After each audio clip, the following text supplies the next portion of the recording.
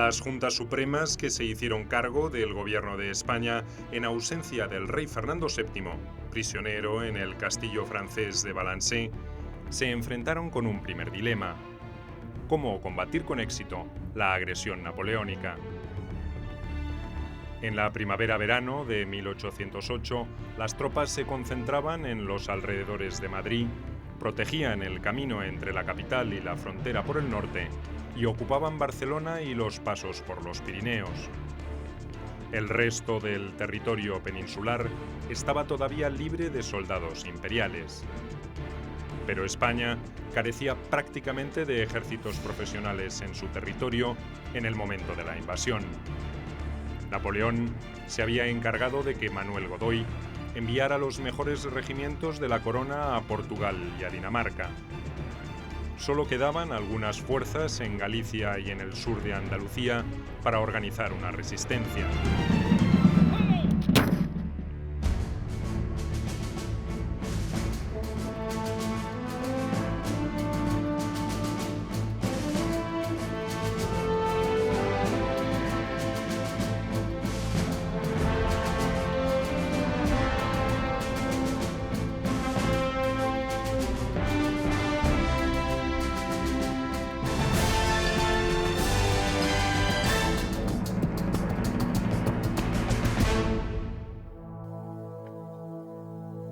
La monarquía española está vieja. Mi misión es rejuvenecerla. Hay que mejorar todas sus instituciones. Hay que hacer que los españoles se beneficien de las ventajas de la reforma, sin desórdenes. El mal no está en el pueblo. Está en la pésima administración que viene sufriendo hace muchos años. Lo que yo quiero es que los españoles digan de mí: fue el regenerador de nuestra patria. La sorprendente unanimidad que había permitido formar una junta de gobierno en cada ciudad importante del país no se repitió a la hora de trazar una estrategia común para enfrentarse al enemigo. En las insurrecciones que precedieron al reemplazo de las antiguas autoridades, participaron en general activistas del partido fernandista.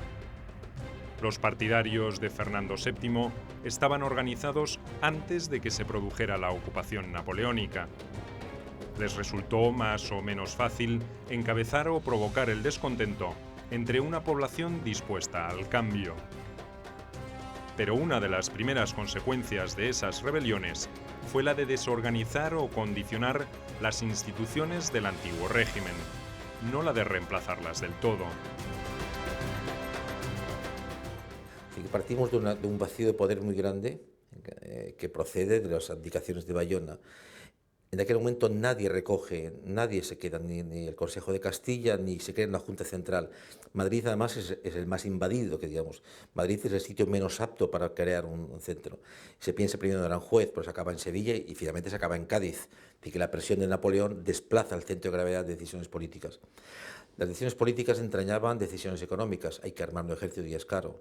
Y relaciones diplomáticas con otros países, como es Inglaterra. Y ese vacío nadie lo cubre. Ante el riesgo de caos, las juntas fueron la respuesta política más adecuada. Otra cosa era la cuestión militar, donde la opinión de los antiguos jefes estaba cuestionada o desacreditada. A fines de junio de 1808, solo 4 de los 8 capitanes generales con influencia en la zona no controlada por los franceses permanecían aún en sus puestos. Pero además, su poder estaba absolutamente condicionado, al igual que el de las audiencias y el de los intendentes. Esa desorganización inicial impidió una orientación uniforme y un criterio único. El ejército español es el clásico ejército del antiguo régimen, mandos ennoblecidos, además pasando por el tamiz de la Ilustración, mandos ennoblecidos y mandos cualificados, si es cierto, pero con unas capacidades estratégicas, por muy decirlo así, muy de academia, ¿no? Con lo cual, el ámbito de la tropa es un ámbito puntual, es un ámbito, en este caso, que se nutre o de voluntarios o se nutre en muchas ocasiones de levas dudosas.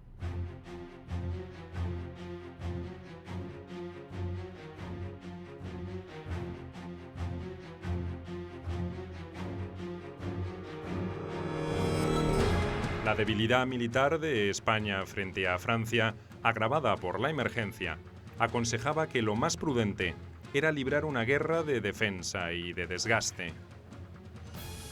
Los jefes militares competentes escaseaban, las tropas entrenadas y los pertrechos bélicos también, por lo que el sentido común aconsejaba utilizar la quebrada geografía peninsular para operar con pequeños contingentes de tropas que pudieran hacer valer su movilidad.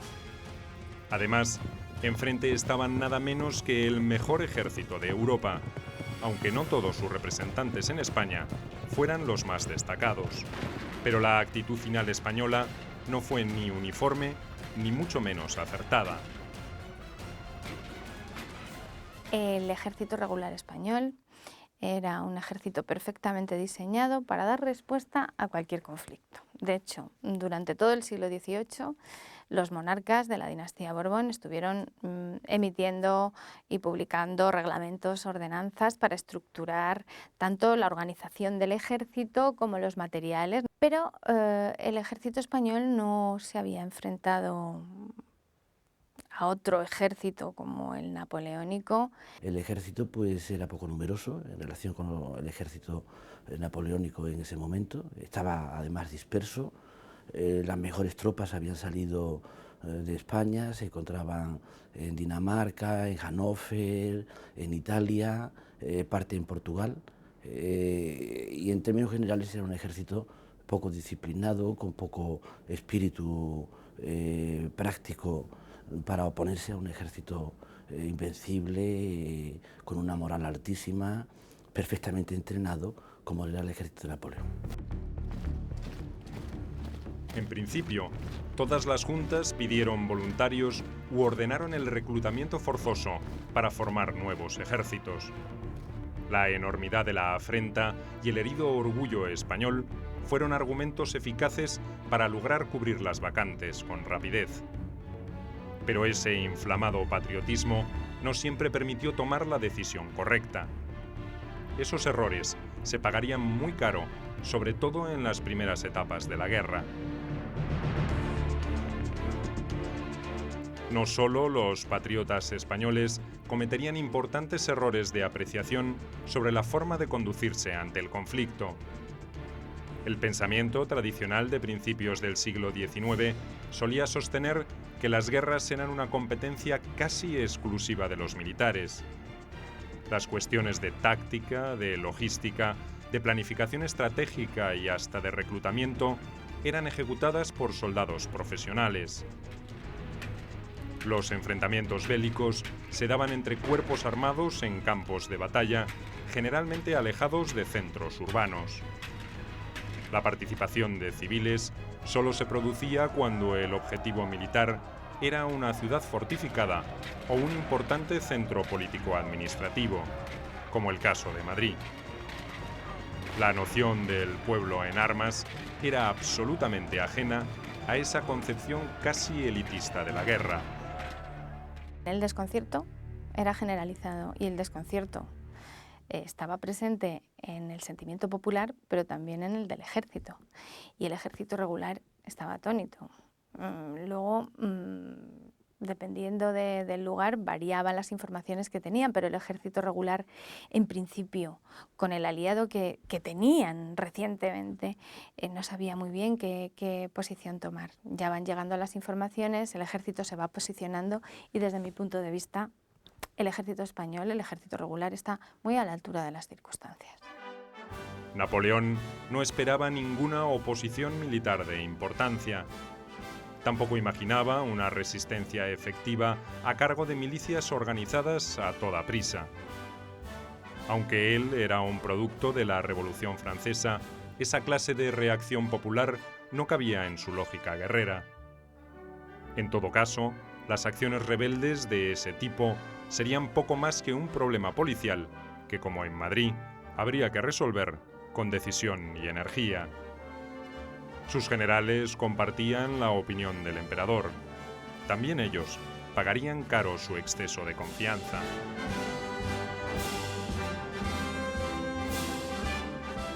Yo creo que el error estratégico de Napoleón es uno, desde Bayona, pero luego hay errores de ejecución tácticos de sus propios generales.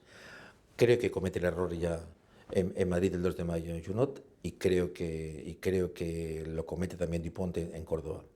Los días de saqueo de la ciudad de Córdoba, en que hay relatos de violaciones innecesarias encima, le sacan a la catedral, le roban todo el oro, todo su museo, todos los fondos que tenía. Córdoba para mí es el grito de alarma de decir, estos no son aliados que vienen de paso para ir a Portugal, y empieza la guerra del francés. Poco después de los sucesos de Madrid, los franceses comenzaron a desplazarse por el territorio peninsular y se produjeron algunos enfrentamientos. El del Paso del Bruc, junio de 1808, fue el más importante porque significó la primera victoria para las milicias catalanas, las mejor organizadas de toda España. En esos mismos días, los habitantes de Valdepeñas y de Santa Cruz de Mudela atacaron la retaguardia de la columna mandada por el general Dupont. También aquí, la suerte de las armas favoreció a los patriotas. Se trataba de escaramuzas donde el factor sorpresa y el valor individual podían compensar la falta de disciplina militar y el escaso armamento. También tenían un efecto propagandístico. Elevaban la moral de los combatientes y cumplían con la recomendación de la Junta de Sevilla, que se inclinaba por hostigar, pero no forzar, una batalla definitiva. Nunca el emperador pensó en una resistencia nacional de lo que después se va a llamar la nación en armas, que es un concepto que surge en Prusia en la segunda mitad del siglo XIX, pero esto desconcierta absolutamente al emperador y a los generales franceses, a pesar de que había habido informes por parte de algunos agentes, como uno de ellos, el más conocido de todos ellos, es el del gentil hombre Tournon, que hablaba de que había un espíritu, se habla ya de espíritu nacional, que está entusiasmando a los españoles para enfrentarse al ejército ocupante.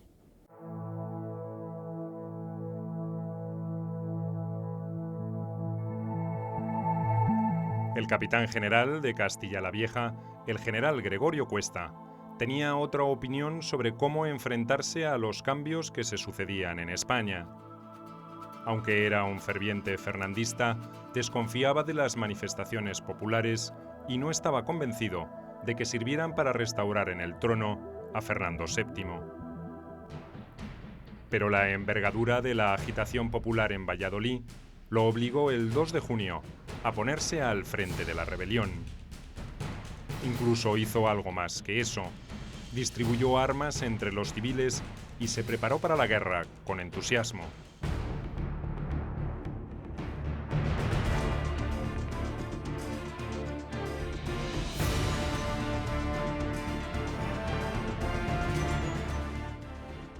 Valladolid era un punto estratégico para el esquema de ocupación napoleónica. Dominaba una de las principales líneas de comunicación abiertas entre Francia y Portugal a través de España. La sublevación amenazaba con interrumpir los abastecimientos y el flujo de órdenes para el ejército francés, que trataba de sostenerse en Lisboa. El mariscal Murat no podía permitir que eso ocurriera. Envió al general Bessières al mando de una importante fuerza de caballería e infantería para reconquistar Valladolid.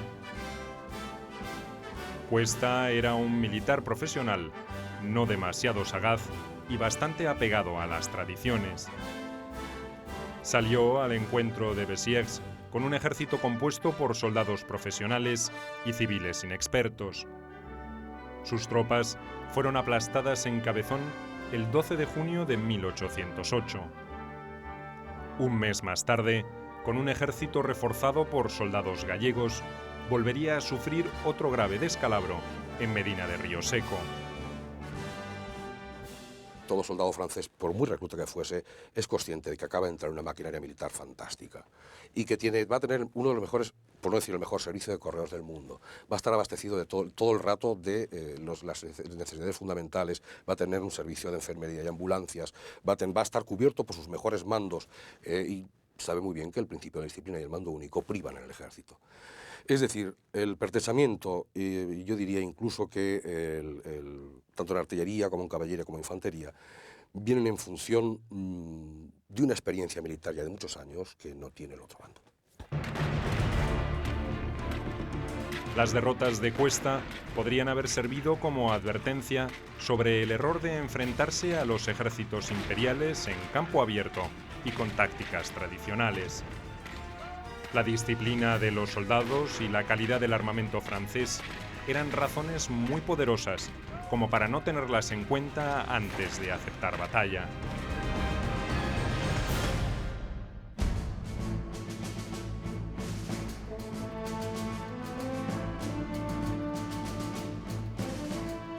Pero una inesperada y deslumbrante victoria en Bailén ocultaría gran parte de las deficiencias de los ejércitos patriotas y tendría consecuencias trascendentales para los dos bandos en pugna.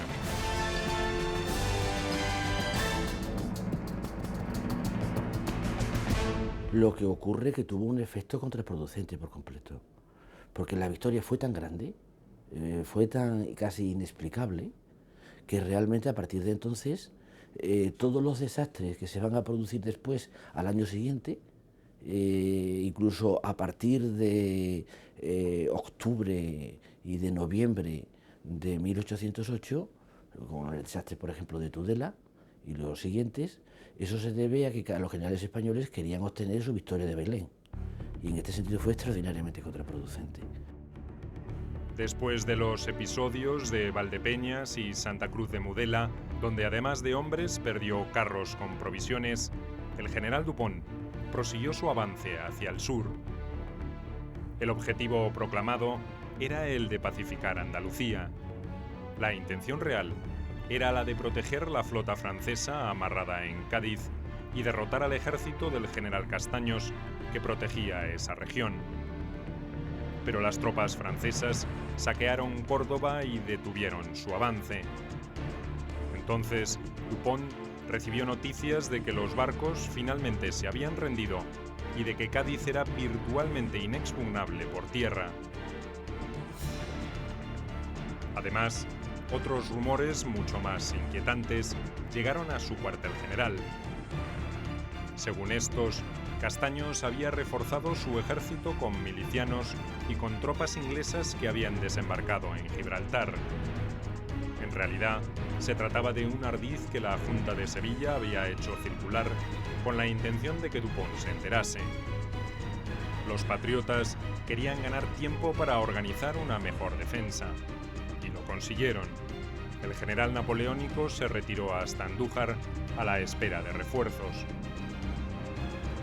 Dupont es un hombre bien formado, procede de buena familia, no es tan bruto como queremos presentar los españoles, es un buen traductor de textos clásicos, luego será un buen escritor. Dupont lo que pasa es que es muy ambicioso. Él llega como general de división, viene con la etiqueta de hombre audaz y echado para adelante, y esto yo creo también que le traiciona. Él busca en la victoria en Andalucía el bastón de mariscal, y en el fondo él da una especie de novedades a Napoleón como si todo vaya bien, yo soy capaz. Pero luego en las cartas que le escribe a Madrid pide constantemente socorro.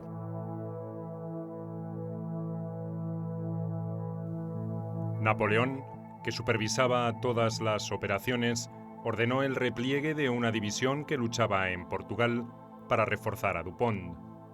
Además, por el sudeste debía aparecer el ejército del general Moncey, que operaba en Levante.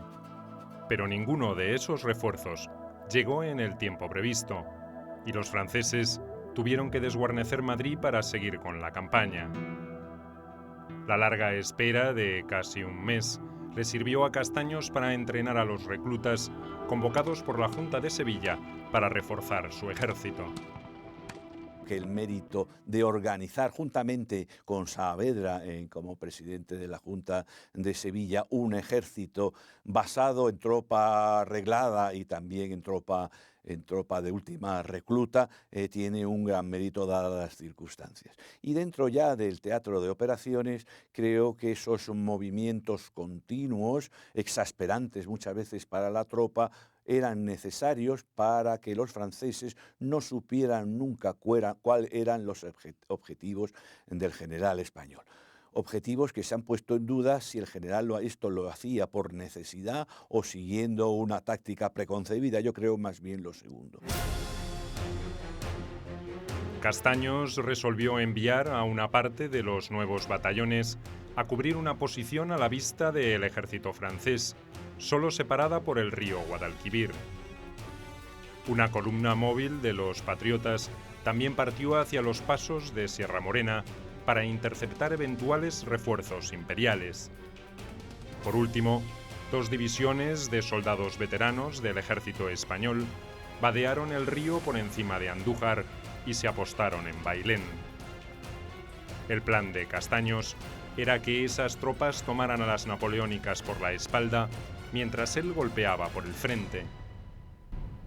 Dupont no se enteró de la existencia de ese peligroso movimiento. Tampoco entendió la maniobra del resto. Creyó que lo que tenía enfrente era el cuerpo principal de Castaños y que la columna móvil pretendía cortarle una eventual retirada que ya había decidido realizar.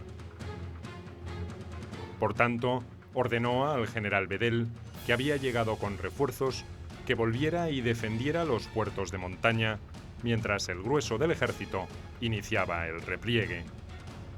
Era el anochecer del 18 de julio de 1808.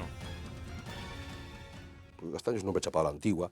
Lo que hace Castaños, aparte de crear un gran ejército, es pinzar a Dupont. Se da cuenta inmediatamente de que Dupont está perdido en el sentido geográfico del término. Improvisa demasiado y además ha tenido hasta demasiada autoconfianza.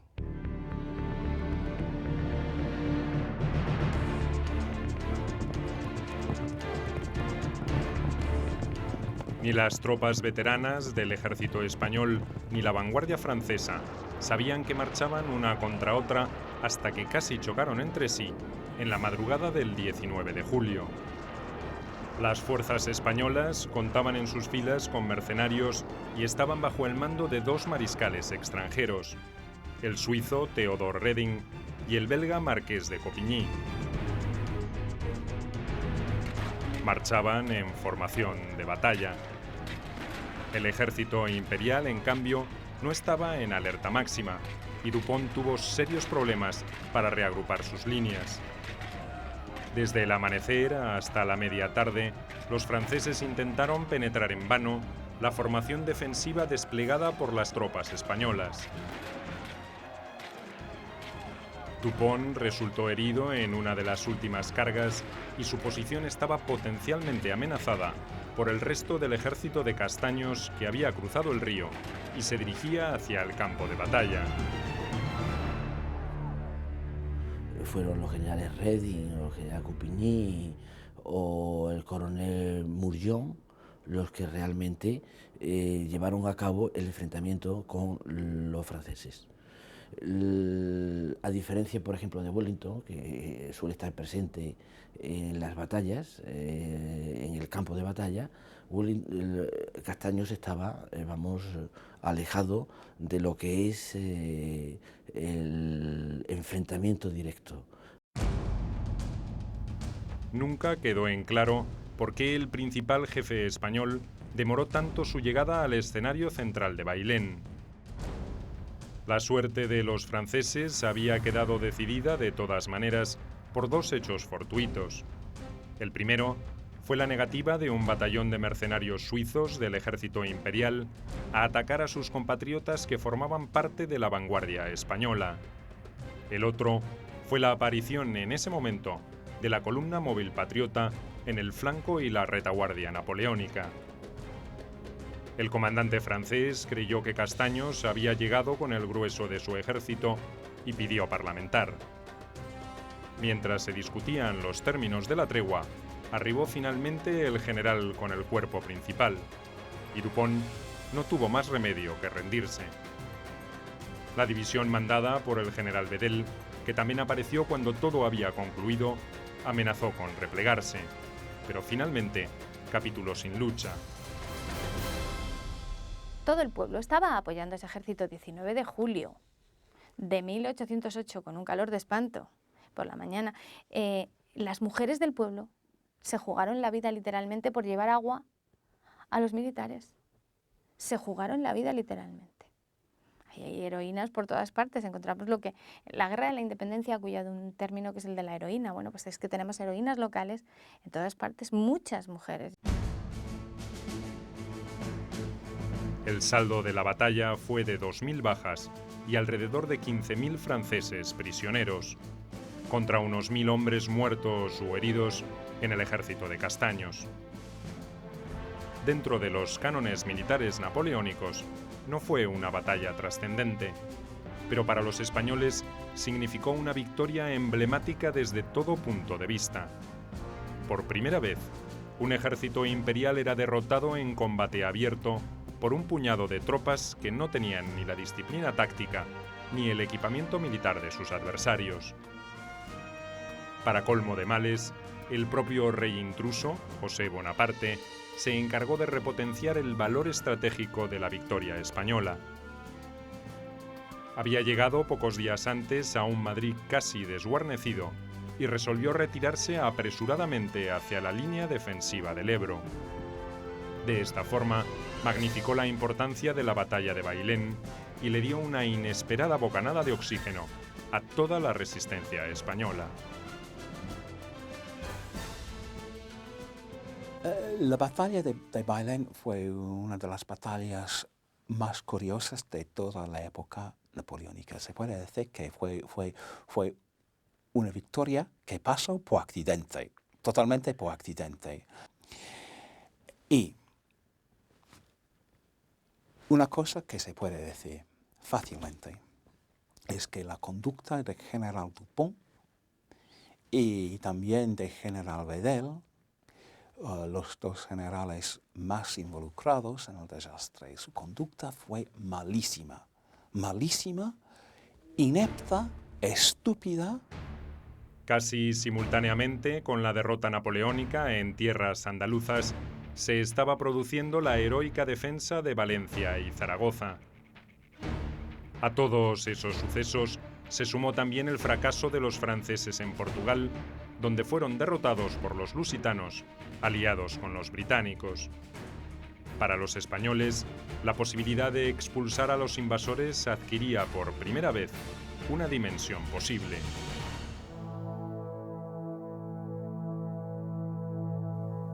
Además, en Bailén habían peleado codo a codo andaluces, aragoneses, castellanos, extremeños y catalanes.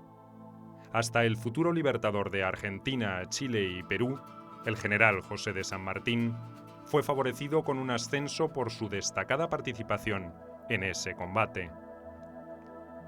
Era un episodio de alcance nacional, y así fue interpretado en toda España, pero desde el punto de vista militar no fue aprovechado como correspondía. De la victoria de Bailén, que a partir de ese momento muchos opinan que ha demostrado el ejército imperial que no es invencible y que por lo tanto se puede repetir. Se puede repetir con bueno, pues el error, que es un error importante, de que en realidad no va a ser el mismo ejército el que va a venir, y sobre todo que se pone a la cabeza el propio Napoleón, que bueno, ha tenido todos los defectos del mundo, pero que en materia militar sabía de qué hablaba.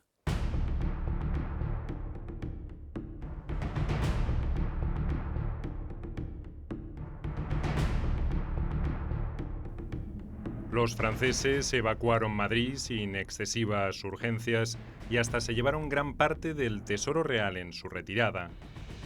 Nadie los perseguía y nadie los persiguió en su repliegue hacia el noreste de España. El 14 de agosto, el ejército valenciano-murciano entró en la capital y el 23, Lo hizo el general Castaños al frente de los vencedores en Bailén. Las celebraciones por la victoria en Sevilla y algunas diferencias entre la Junta de esta ciudad y la de Granada retrasaron cualquier intento de volver a golpear al enemigo antes de que se reagrupase. Esta demora demostró también el inconveniente de continuar librando la guerra sin un mando unificado. La victoria de Bailén no prosperó por diversos aspectos, casi todos de tipo administrativo, también algunos por motivo político. El motivo administrativo es que el ejército vencedor en Bailén tenía escasamente la capacidad para vencer en Bailén y no para progresar. No tenía intendencia, carecía de apoyos financieros y por otra parte hubiese sido arriesgado conseguir una explotación del éxito, puesto que el propio ejército josefino, incluso después de ser derrotado, era mucho más importante que el ejército que pretendía sacar provecho de la batalla de Bailén.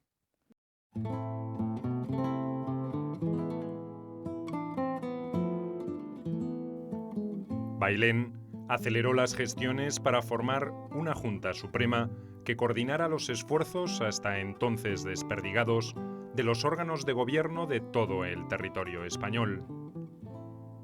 Ya en el mes de junio, las juntas de Asturias, de Galicia y de Murcia habían propuesto por separado la necesidad de formar un gobierno central.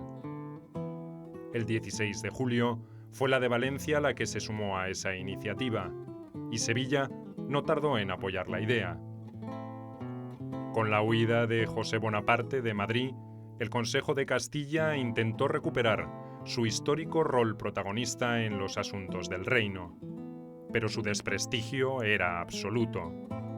Había tenido que respaldar la ocupación napoleónica para poder sobrevivir, y ese hecho la había descolocado ante el resto de los patriotas españoles.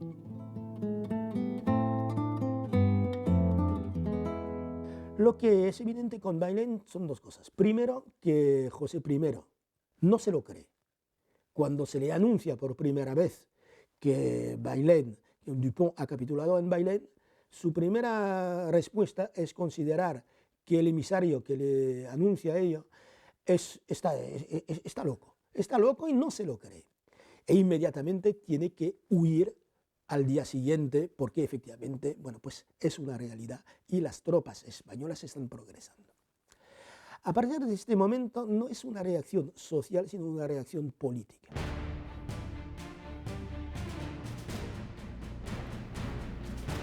El 25 de septiembre de 1808 quedó constituida en el Palacio de Aranjuez la Junta Suprema encargada del gobierno de España, en ausencia del rey Fernando VII. Estaba integrada por diputados o representantes de las juntas provinciales, presidida por el veterano conde de Floridablanca y coordinada por Martín de Garay como secretario general. En su composición se reflejó la ausencia de vocación revolucionaria que ya había predominado en la formación de las juntas provinciales. Más de la mitad de los diputados eran de origen noble y 5 de ellos eran grandes de España. La representación eclesiástica, que incluía a 2 arzobispos, seguía en importancia. Dada la situación de emergencia en que estaba sumido el país, la presencia militar también era numerosa. Los burgueses, que habían contribuido a encender la rebelión, eran en cambio una absoluta minoría. La creación de la Junta Central es un proceso lógico a 3 niveles. La Junta Central se crea como un aglutinante de las juntas provinciales. De hecho, de las 18 juntas provinciales va a haber 2 representantes, en total 36. Por lo tanto, sobre la Junta Central para, llegamos al segundo punto, conducir la resistencia contra los franceses. Al mismo tiempo, es una forma de intentar repartir ecuánimemente los fondos, de reorganizar los ejércitos y, quizá una cosa tan importante como las anteriores, poner orden en el orden público. La Junta Suprema se proclamó soberana y custodia del poder real, y salvo algunas objeciones de corte institucional, fue reconocida como tal en toda España. Entre sus primeras medidas, la más importante fue la de hacer sentir el peso de su autoridad a las juntas provinciales, que vieron inmediatamente reducidas sus atribuciones y competencias. Se les prohibió seguir sosteniendo campañas militares por su cuenta y se les exigió que remitieran un extracto de su situación financiera y los fondos que obraran en su poder. Yo sostengo incluso que las consecuencias de Bailén desde el punto de vista político, desde crear el pueblo en armas, armar la nación, crear un ejército nacional, una política nacional, que es lo que va a pretender fallidamente la Junta Suprema, la Junta Central, pues va a ser más importante incluso, en este sentido, del hacer, del surgimiento de la nueva nación, más importante que las Cortes de Cádiz. La Junta Suprema ostentaba todos los atributos del gobierno, pero carecía de uno de los elementos vitales que ya entonces movía al mundo: dinero. Algunas de sus subordinadas, como las de Galicia, Asturias y Sevilla, habían recibido ayuda británica en metálico, pero se mostraban remisas a integrarlo al fondo común. Por ese motivo, tuvo que recurrir a préstamos más o menos voluntarios que uno de sus escasos diputados burgueses, Lorenzo Calvo Rozas, se encargó de gestionar en Madrid. Obtuvo dinero como para que la Junta pusiera en marcha algunos de los planes más urgentes, como el de intentar formar un ejército capaz de resistir una contraofensiva napoleónica. Pero los ahogos y las urgencias financieras seguirían durante toda la guerra. La Junta Central era una exigencia tanto para la gobernabilidad del país como para la conducción de las operaciones militares. Era una cosa obvia que ya la propia madurez de las propias juntas venía exigiendo, encabezadas por la Junta de Valencia. Había otras consideraciones que aconsejaban la creación de este organismo central y centralizador. Entre otras, el encauzamiento, el debido encauzamiento de la ayuda económica y militar de Inglaterra. Inglaterra quería tener un interlocutor válido, entre otras cosas, para tranquilizar a su propio rey de que no se trataba de una revolución parecida a la francesa. La conducción centralizada de la guerra era uno de los propósitos que impulsó la creación de la Junta Suprema, pero muy pronto quedó demostrado que sus mecanismos de decisión no eran los adecuados. Los diputados, celosos de su poder, no estaban dispuestos a cederlo para que un grupo más pequeño tomara las decisiones más urgentes sin tantas deliberaciones y debates. En conclusión, todos los asuntos se demoraban más de lo debido, incluso los más urgentes, como la designación de un comandante en jefe.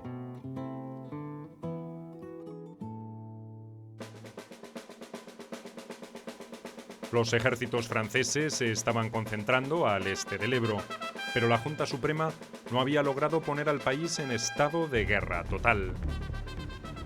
La compleja estructura socioeconómica de España, creada por el viejo orden, no había caducado, y objetivamente era reacia a las exigencias de un esfuerzo compartido. Las diferencias entre los jefes militares y la resistencia de las juntas provinciales a acatar las decisiones de la Suprema también creaban inconvenientes. Todo había ocurrido demasiado rápido en España. Las urgencias eran múltiples y difíciles de atender. El objetivo había sido el de reclutar y entrenar 500.000 soldados, pero la realidad era otra. Se demoró la reorganización y la organización de regimientos, y la mayor parte de las unidades militares estaban en situación precaria tanto en equipamiento como en entrenamiento. El problema que se plantea es que esos ejércitos que se han convertido durante un breve tiempo, han sido ejércitos de las juntas, aunque no eran ejércitos, no tenían una composición distinta que la de los... Pero los ejércitos de las juntas se convierten en un ejército nacional, que es el ejército de la Junta Central. Pero sigue siendo el mismo viejo ejército, con los mismos generales y con los mismos oficiales, la palabra nacional les habría extrañado mucho. Una petición de auxilio de los catalanes, preocupados por la concentración de tropas imperiales en sus fronteras, ilustra los problemas que tenía la Junta Suprema para coordinar los esfuerzos de guerra. El general Castaños ordenó el traslado de un regimiento de infantería hacia esa región, pero la Junta tuvo que insistir ante el mariscal Reding para que también se desplazara con su división de caballería. La ciudad de Zaragoza, que acababa de salir de un duro asedio, se negó a desguarnecer las espaldas de Aragón para defenderla de los catalanes con 6.000 soldados. La Junta de Cataluña no tuvo más remedio que desconocer el criterio seguido hasta ese momento en toda España y solicitar ayuda militar a los británicos. El jefe inglés en Portugal, Sir Hugh Dalrymple, rechazó la demanda de una fuerza expedicionaria de 10.000 hombres, que tal vez hubieran modificado los planes franceses. Bailén suponía un cambio tremendo en la actitud de Napoleón contra España. Antes, España había estado lo que se llama en inglés un sideshow, una cosa de importancia, pero una cosa que se podía pasar. Al mismo tiempo que el interés del emperador estaba dado a cosas mucho más importantes. En la frontera, una notable maquinaria bélica estaba a punto de entrar en acción. Ya no se trataba de regimientos bisoños y de menor entidad, como había ocurrido en octubre de 1807. Ahora, las mejores fuerzas disponibles, los mejores jefes y oficiales y el propio Napoleón Bonaparte se preparaban para invadir España y lavar la afrenta.